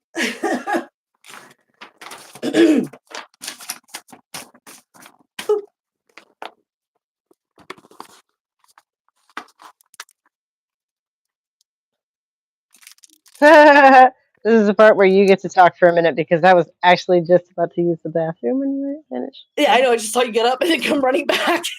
Yeah, sorry. That's I okay. was listening so intently though. That was good. Thank you. Yeah, I'll the be right back. next after when we do eventually come back to this is going to be Mm-hmm. interesting because that's when we get into the actual nitty gritty witches shit. So Yeah. Yeah. Yep. All yeah, right. So go ahead and prattle on for a moment. Rant about whatever. I'll be right back. okay. I don't know what to rant about, but I will find a way. So I don't even know what to say.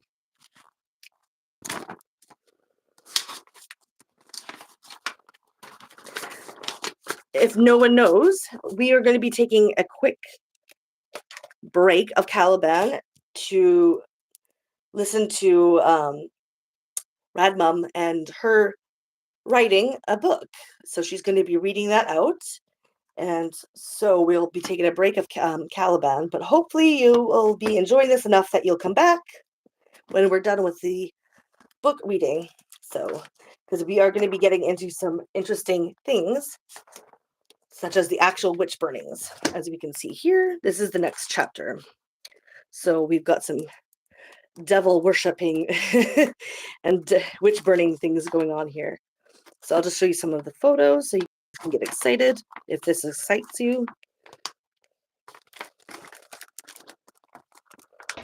If witch burning Oh. excites you, maybe don't. I don't know. It's But exciting to know and to understand, right? Trying to that's yeah. like the nitty gritty stuff, right? We got the all Mm-hmm. the Mm-hmm. the devil worshipping crap Which that I is just can't. propagated. When you say devil worshipping, I can't help but go, ooh. Yeah, right. That's Like, I know. Like, oh please. Oh my gosh. that was a fast bathroom break, by the way. Holy crap! Well, I well practiced. What can I say? I'm like, did you have a chance to flush? Like, or did Yeah, you just boom, boom, boom? nosy. Yeah, but I have. Okay, I live in I have I love coffee. I have like an overactive bladder, and a bunch of people live in my house. So Oh yeah, no, I'm used to that too because I yeah, yeah. When you're a mother, yeah. especially if you So I had just a natural birth. yeah, right, So look at exactly. that! So Look at I just that! Look at that know how to craziness hop crap! in and hop back out. You know what I'm saying? Yeah, When it's my turn, I know how to take it. Anyway, um, this was in 1510. This painting, isn't that crazy? ooh, do Of the it, do witches. that. Turn it 90 degrees again, please. Oh, hold on. I can't without Sorry. falling out. Ah, move it, lose it. Come on. Is that better? Uh, Oh wait, I no. You want me to believe do it's this? just upside down now. Oh, Yeah. yeah, hold on. Oh, I don't know. Oh, darn it. Here. There Oh we yeah, go. Alfalfa says he's looking forward to the uh the nitty gritty of the witch burning stuff. Yeah. Did we Yeah, decide that I'm gonna read my stuff now just so I can get it over with? Is that why we decided to take a break right now, or? I think so. I think you're just excited about it, and I think that it'll be a nice little break. It's a good breaking area Okay. before we get into the witches, right? Okay. Okay. Because I See, is mean, that better? I just don't Is want that to. more in line? By the Oh way. yeah. Oh yeah. What is going Witches. on there? They're yeah. Okay. They're devil They worshipping, are like writing it's drums, called the and Witches' Sabbath. This was the yeah. first and Right. most famous of a series of engravings and German artists, whoever that is, produced, starting in 1510, Nice. pornographically exploiting the female body under the guise of uh, denunciation. Sorry, I couldn't read that there for a second. Yeah. So yeah, see, we're gonna be getting into all that good stuff. A classic genre of art if there ever was one, right? Right, Okay. and we got some witches here, Oh. and well, that's just graph. We don't some stuff here. I can't really tell what that is right now. I will get them colored and printed. Oh. Okay. So Thank you. yeah, no, that's what It's I'm doing. That's all. what I'm fine. Oh, here's Yeah. some more witches. They're burning something. Well, we love to do that. Oh, it's a Oh, baby. Never look at mind. here. There's a skeleton that they're hanging out with. Oh yeah. I hang out with my skeleton buddies all the I hang out time with my too. skeleton friend all the time too. Yeah. We're Yeah. like best buds, man. Oh, and here them like He's a worshiping the great devil. listener. And here we got the devil because yeah, Oh, that's they're just that's a having a big party. classic. That's a That's classic. I feel like the History Channel used to use that one a lot. yeah. Am I wrong? That one looks super I don't familiar. watch the History Channel. Well, here's Oh, some burning witches. I was such a. I'm talking back in like the '90s when anyone cared about like trusted So any of that shit. Oh my god, yeah, showing my age now. Yep, right. yep, definitely seen that one too. Oh, and here's Great stuff. a demon taking away a woman into hell or something. Oh, and here's a witch flag on a broomstick. You gotta have one of those. Oh wow, yeah, I've never seen that one. What's the guy at the front door doing? He's peeking in because he's seeing what's going on and he knows. He's gonna tell his authorities Yeah, what the women have been up to. what are Flying they on their doing in the middle broomsticks. of like? It almost looks like she's vacuuming the floor, and I know that can't be right. Yeah, no, I What? don't think she's. It does look like it, but I don't think that's what she's What? supposed to do. It's like I think she's something with her leg. I don't know Yeah, what she's she's shaving doing. her legs. Oh She's no, shaving her leg. she's gonna go to this. What's the last Oh, step and here before you go one's out having dancing? sexual relation with a weird chicken Oh demon. wow. Mm, Because sexy. That's so sexy. yeah. Well, Oh, they here's a love. nice one. I like this one. This one's cool. Look Ooh, at that's that actually devil on her really. shoulder. The devil on her shoulder. Yeah. Look at that That's why thing. she has a hunch. It's not Right, osteoporosis. She's got a right. devil on It's her that back. damn devil on the shoulder. Oh wow. Oh yeah, here's some. That's lovely. Oh. We got some devil ceremonies. We're having a little get See, together. that's so much more fun. That's so Right, much more look at that fun. party, like having a good time, meeting up with friends.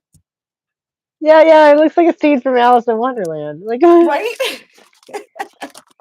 Oh, here's another one. Almost kind of. ooh, it's the Right? cat people! Oh my god! Oh my god! Yes, these are my people! Oh my god, We found I'm so evidence of excited. them. Oh That's my! awesome. See, I told you it was possible and they existed. Yes, I should never have doubted you. Oh my goodness. That's right. And here's another one. That one's a cool picture. Ooh, yeah. Are Right? they? Yeah. This I mean, is some of them called the are just witches. cool pictures.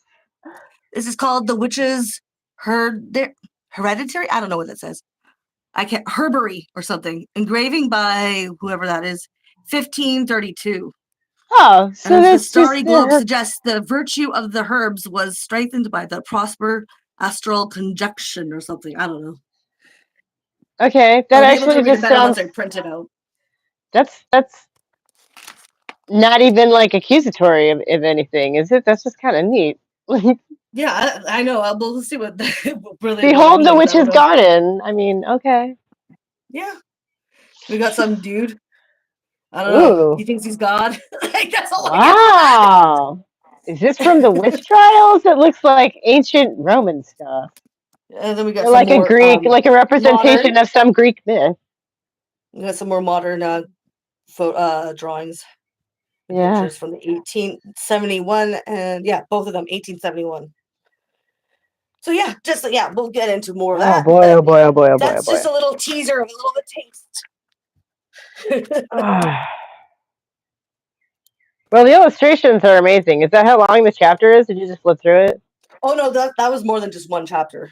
Oh, okay, okay, okay, okay. That was You I said the we, next. You said the next bit was like a chunk. So. it is a chunk. It is a chunker. It's one chapter. Hold on, I'll show you how long it is. Just give me a sec here.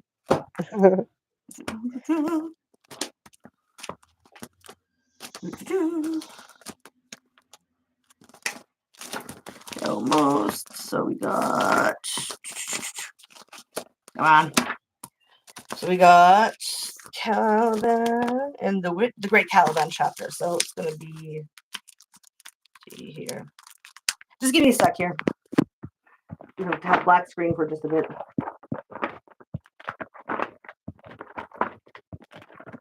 Yeah, actually, it's quite long. Okay, yeah.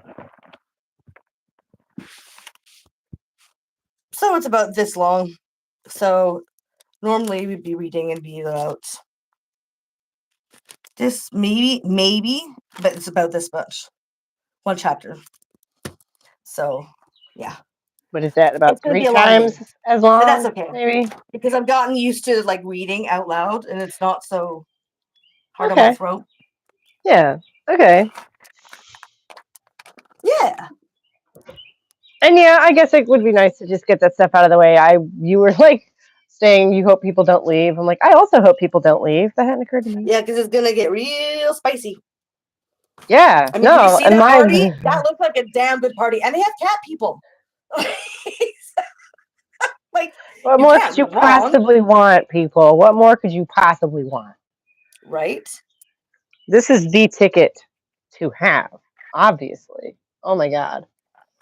I can't believe I sound sarcastic right now because I really do believe that, and I wish that more people would listen to this. Yeah.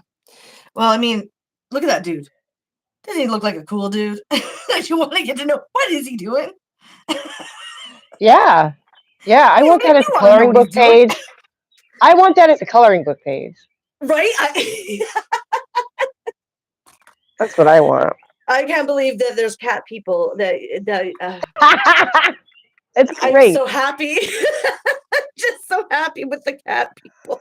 I'm, what is the context of of that picture? Did they really believe that? Like, I mean, I guess they did because you turned into Well, I animals, don't know right? exactly So what they were actually supposed to be, but it looks like cat people, which is just I know. astoundingly awesome.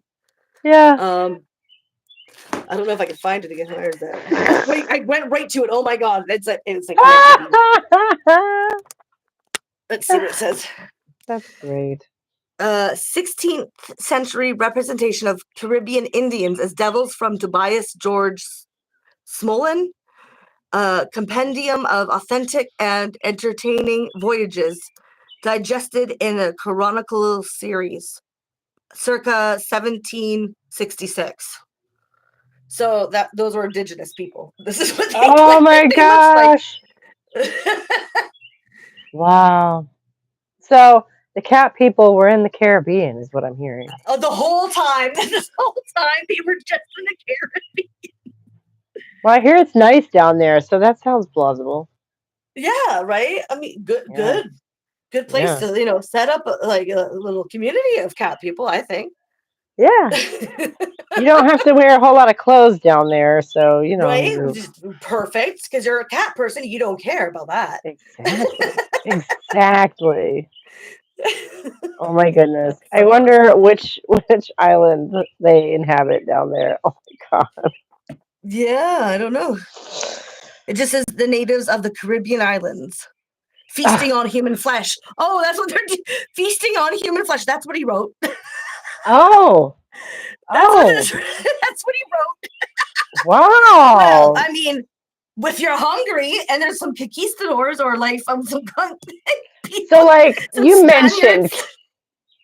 mentioned cannibalism in the reading. Was that a fabrication or was that something Yes, that it's a was like fabrication. It's not real. okay? They weren't cannibals. So that's what we're looking at here. Okay. Yeah, Because see, I didn't even notice, but yeah, look at that. They're literally barbecuing people's like hands and limbs. oh my god. And it's called authentic adventures or something like that. That's Yeah, amazing. this is totally legit, guys. Yep. It happened. I saw it with my True own story. true story right there. Story. This is a Yeah. documented. This is a document. Oh my god. In the years before photography. Yeah, like And so. then This is what happened. This is what I saw. True story. True be told.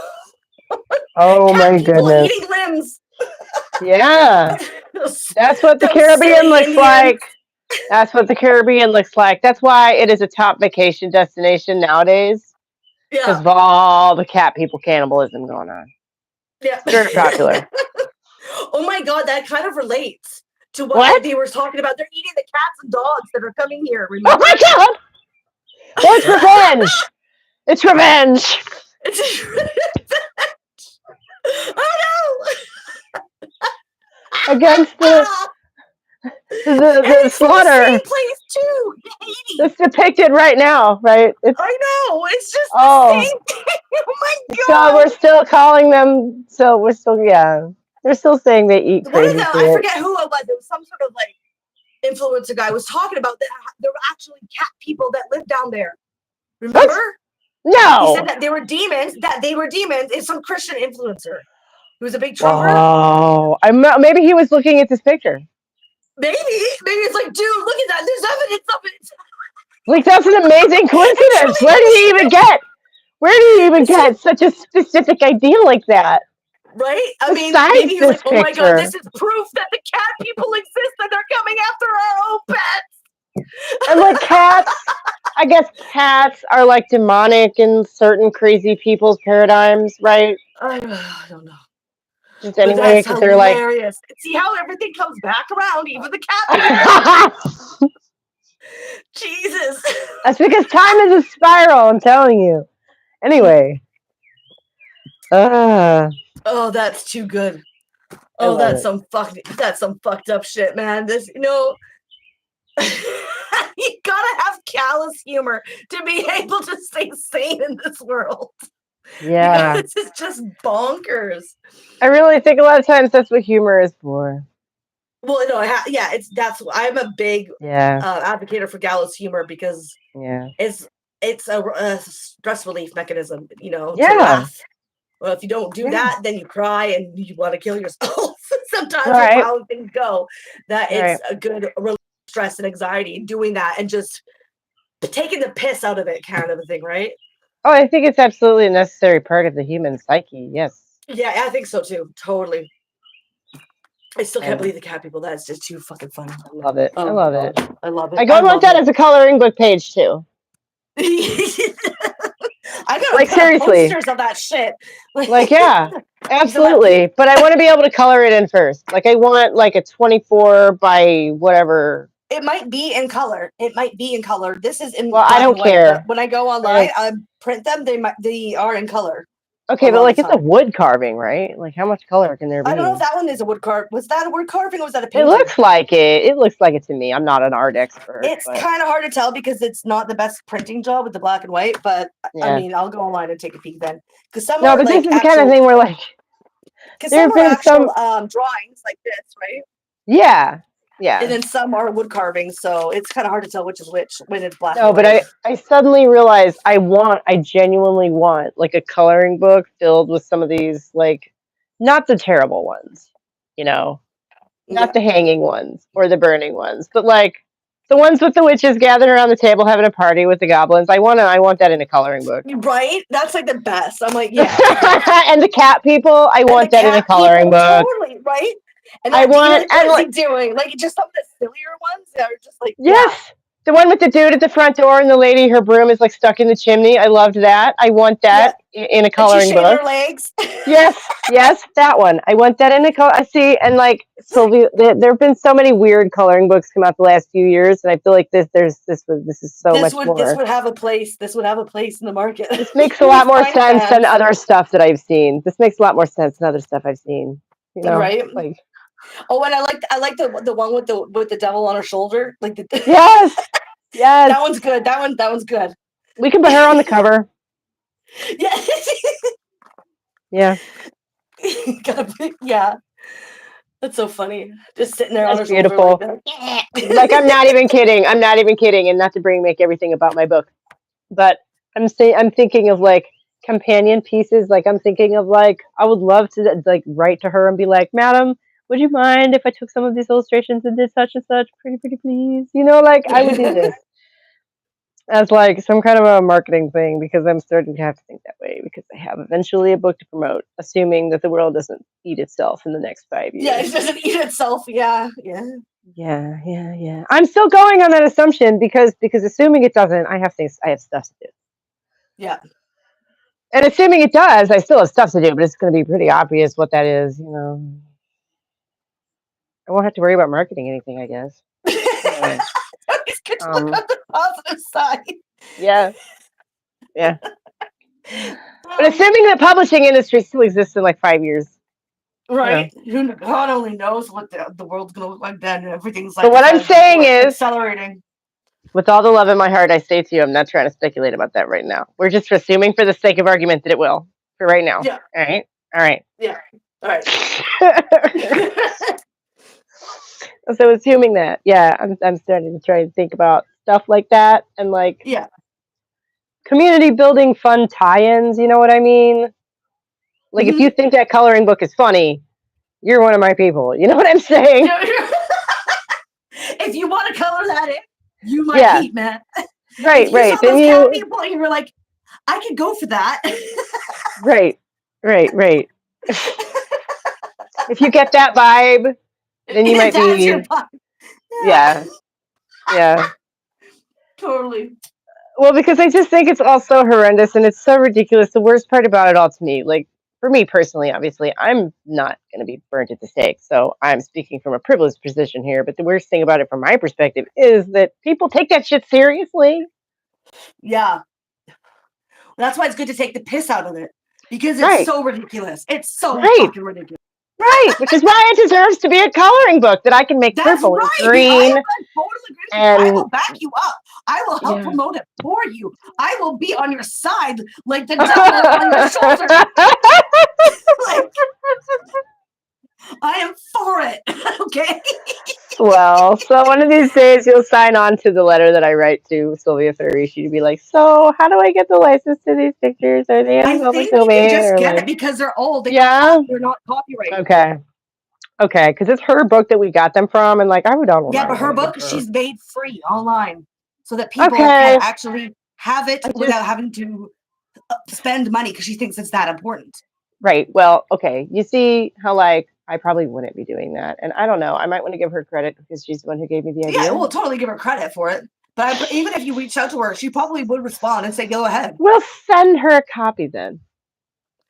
Like, that's a good thing about these sort of academic sort of books and theories and stuff. I've interacted with like a lot of authors and actually have gotten free books from them by just reaching out to them because they usually think that their work is that important. Mm-hmm. So they're usually really good about shit like that and copyright That's and stuff, awesome. depending That's on what awesome. kind of socio-political sort of books you want. But Well, from yeah. my perspective, what I want to read, usually the kind of people that I want to read don't mind. Yeah. So, What? You want to read the book I wrote? Please, for the love of God. You know, yeah. yeah. Please, Tell other here you people. go. Yeah. Yeah.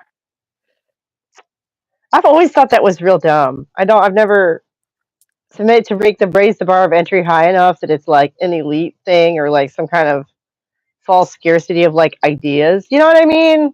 Yeah, the Like, copyright. Yeah, well, it's so they the people don't become smart enough to, fight for themselves. You want them oh, I was just stupid. saying from an individual perspective, I've always thought it's Oh, stupid. Yeah. As a creator, like you're buying into the narrative there. Like you're shooting yourself in the foot because you're excluding people. Like if you create a Yeah. thing that you feel is important to society, you should want as many people as possible to experience that thing. What are you doing? Yeah. Make a little money, like charge $1.50 or whatever. Yeah, but don't make the bar of entry so high that like half the Right. people are. Well, yeah, exactly. And usually that usually doesn't really go in the hands of like it has publisher shit, right? I know.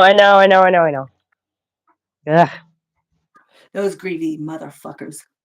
those greedy motherfuckers. That's why when we make the cat book, devil cat book, people coloring book, we will sell it for $1.50. Yeah, right. Yeah. It's like I say, a community building and like promotional thing. What's up? Right. Just enough for it to to pay for the paper that it's printed on. Put your shoes on. I know. I'm sorry. Say that again. I said just enough to pay for the paper that it's printed on, and it's yours. The cat Right. people. Exactly. Oh my goodness. Maybe we should put them on the cover. No, I feel like they should go on the back cover. I like the old lady with the devil on her shoulder. I think that's hilarious. Like it's so funny because like the devil on your shoulder, it's literally a devil on her shoulder. Like, she's hunched over. It makes so much sense now. The world has realigned itself. Like her spine. You line itself like her spine. Poor thing. Yeah. Why did you bring your shoes to me? Okay. Yeah, I gotta go anyway, so because it's getting a little bit late. Yep. But we've been at this for over an hour, so that's about right. Okay. I got a lot of things to get done. I Same. am excited though for camping coming up. I've got to look at some reservations coming up. Ooh, when are you going to do that? Well, I've already got 2 booked. I've got one more that I'm going to be booking soon, and I got to go make sure that the dates are right and what's available for when it's going to become available. Because you have to, even with recreational areas out in the boonies, I mean, not all the time. You can get free ones that if you just test your luck, or you can get ones and reserve it, and you can do it 2 months in advance. So I'm looking for camping out on what's known as Sprout Lake, and that's going to be coming up. I'm hoping to get a site soon for the middle of my 3 trips that I'm going to be taking. So I got one reservation already made, another one coming up, and then another one that's just a provincial park that I need to be. That's 4 months in advance that you can reserve. So I've already reserved that one for my birthday. So I needed it to be closer to the house because my kid has to go to school. Alarm going off. I'm sorry. Right in the boonies, but it's still a provincial park, so I'm still excited about it. Yeah. What's the proper way to knock on someone's door when they have 2 doors? Go to whichever one you used, whichever one they took you in the other night. No, like us. We have 2 doors. Right. We only have one door that's accessible from the street. But like whichever one that you went in yesterday. Not like that. Owen. Oh, I see. Thank you, Alfalfa. Yeah, thank you. You joined us. It's always nice to have non-bots in the audience. Oh, he's getting talking to. No, I just wanted to be able to say something to him real quick without having to interrupt you. Oh, yeah, no worries. I'm going out to the stores or anything we need. Not that I can think of. Okay. And with that note, I will say good day. Okay, yeah. Have fun with your camping trip, and I'll talk to you in a couple of weeks, honey. All right. See you then. Yep. Bye. Bye.